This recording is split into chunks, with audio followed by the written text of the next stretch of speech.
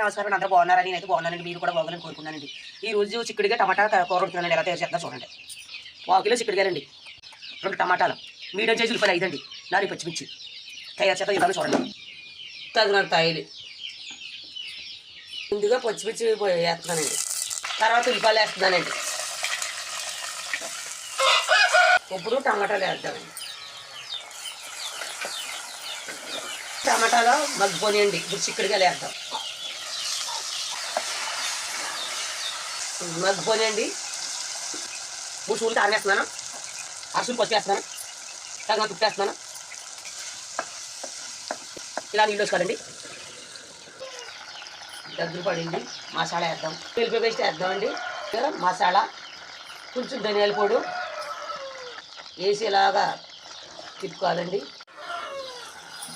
అయిపోయిందండి, దించేద్దాం.